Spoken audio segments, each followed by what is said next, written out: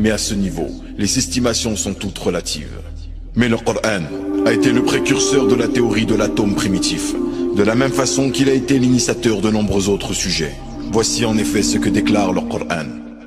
أَوَلَمْ يَرَ الَّذِينَ كَفَرُوا أَنَّ السَّمَاوَاتِ وَالْأَرْضَ كَانَتَا رَتْقًا فَفَتَقْنَاهُمَا وَجَعَلْنَا مِنَ الْمَاءِ كُلَّ شَيْءٍ حَيٍّ أَفَلَا يُؤْمِنُونَ. Les cieux et la terre s'appliquent à l'univers. Le mot rathqan signifie une masse compacte comme soudée. Le terme fafataqnahuma s'applique à l'action de rompre avec une notion de puissance et de forme. Nous avons donc bien la présentation d'une masse compacte qui a été désagrégée et dont les constituants formèrent l'univers avec tout son contenu. Les savants n'ont fait que reprendre un modèle qui a été décrit par le Coran 14 siècles auparavant. La révélation démontre à elle seule que l'origine divine du livre sacré ne souffre d'aucun doute. Car on ne peut croire que le prophète Mohammed possédait la faculté de concevoir un tel phénomène et prendre tant de siècles d'avance sur les astrophysiciens les plus réputés. Compte tenu des connaissances de l'époque, seul le Créateur était en mesure de dévoiler les mécanismes qui débouchèrent sur la naissance de l'univers.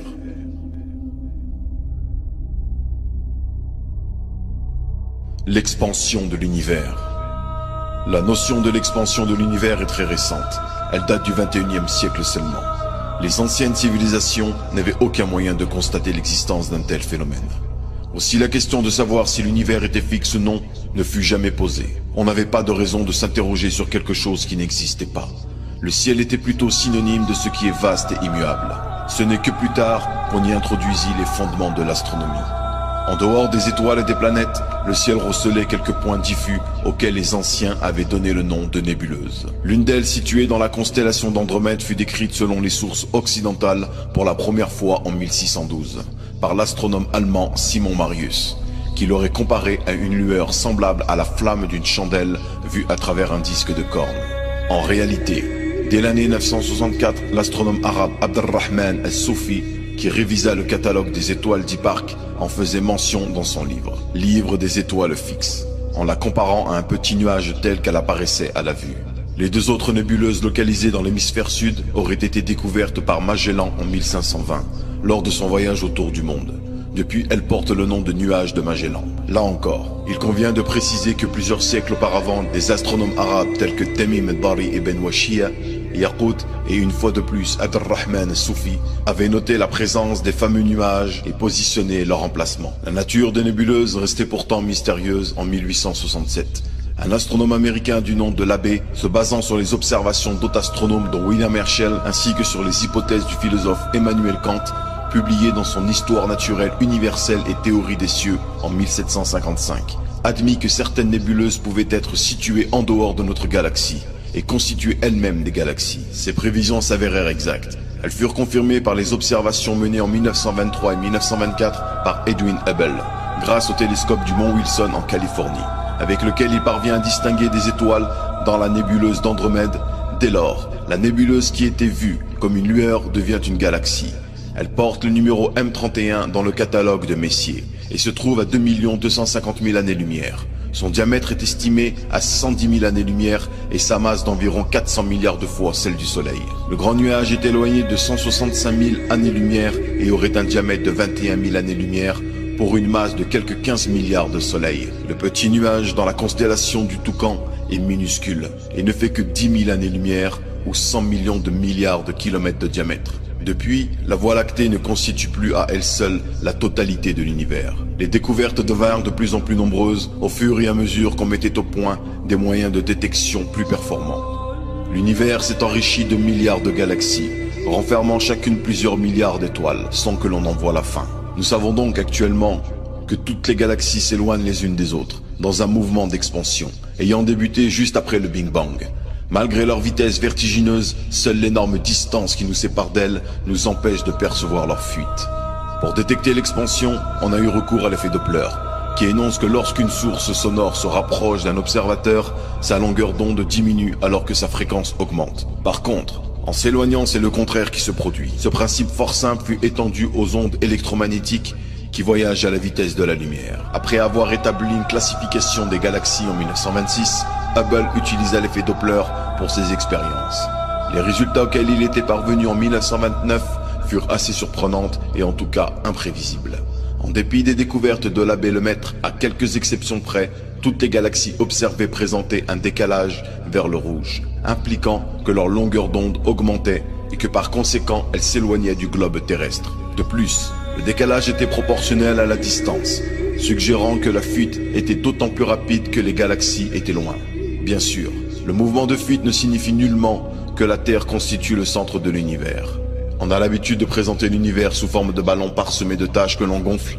Quand le ballon augmente de volume, chacune des taches s'éloigne de toutes les autres. Un observateur d'une galaxie donnée verrait également les autres galaxies s'éloigner de lui dans le cadre de l'expansion de l'univers. Il va sans dire que personne n'a pu penser que l'univers était en expansion avant que les observations ne deviennent possibles grâce à des instruments sophistiqués. Les résultats sont là. L'expansion ne souffre plus de nos jours d'aucun doute. Mais que de moyens matériels et humains n'aurait-il pas fallu mobiliser pour arriver à des conclusions aussi audacieuses qui marquent d'une pierre blanche les acquis scientifiques du XXe siècle? Ce n'est pas peu dire. Ce siècle a été si fertile en découvertes remarquables. Pourtant, c'est ce même phénomène qui est décrit par le Coran depuis l'avènement de l'islam, bien que les hommes n'avaient aucune idée de son existence. Pouvait-on parler d'expansion de l'univers au début du Moyen-Âge, pendant que toute l'humanité était plongée dans l'obscurantisme et que jusqu'au XXIe siècle, le problème est resté méconnu de l'ensemble des savants du monde entier? Il convient de souligner qu'effectivement des savants de renommée mondiale, comme les physiciens Max Planck et Niels Bohr, spécialistes de l'astronomie et prix Nobel de physique, n'ont pu imaginer ni prévoir l'expansion de l'univers. De même Einstein, l'un des plus fertiles cerveaux de l'époque contemporaine et autre prix Nobel, qui après avoir énoncé sa théorie de la relativité générale, a pris en 1917 comme modèle un univers statique, ne prévoyant aucune expansion, et qui, de ce fait, était en contradiction avec la réalité et le Coran. Précisons toutefois qu'Einstein sut faire amende honorable plus tard et reconnaître qu'il s'était trompé dans l'interprétation de l'évolution de l'univers. D'autres noms de la physique et de l'astronomie, comme Fred Hoyle, Gold et Bondi, ignorèrent eux aussi la réalité en promouvant un modèle stationnaire. Nous pourrions multiplier à profusion les exemples des grands savants qui méconnurent ou combattirent la théorie de l'expansion de l'univers. Après la naissance de l'univers à partir de l'atome primitif, le Coran aborde l'étape de l'expansion ainsi que le révèle le passage suivant. وَالسَّمَاءَ بَنَيْنَاهَا بِأَيْدٍ وَإِنَّا لَمُوسِعُونَ.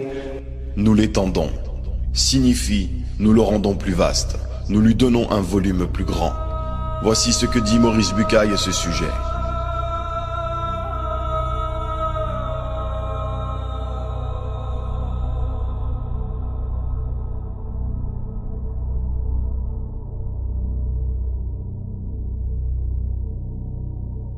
Stephen Hawking, en son livre A Brief History of Time, indique que la découverte de l'expansivité de l'univers était l'une des grandes révolutions intellectuelles du XXe siècle. Le Coran a mentionné l'expansion de l'univers avant même que l'homme ait appris à construire un télescope. Certains peuvent dire que la présence d'effets astronomiques dans le Coran n'est pas étonnante, puisque les Arabes étaient avancés dans le domaine de l'astronomie. Il est vrai que les Arabes ont excellé dans le domaine de l'astronomie, mais n'empêche que le Coran a été révélé des siècles avant que les Arabes aient excellé en astronomie. D'ailleurs, plusieurs faits scientifiques submentionnés concernant l'astronomie, tels que l'origine de l'univers par un Big Bang, n'ont pas été connus aux Arabes, même au sommet de leur avancement scientifique. Les faits scientifiques mentionnés dans le Coran ne sont donc pas dus à l'avancement des Arabes dans l'astronomie. En effet, l'inverse est vrai. Les Arabes se sont avancés dans l'astronomie parce que l'astronomie occupe une place dans le Coran.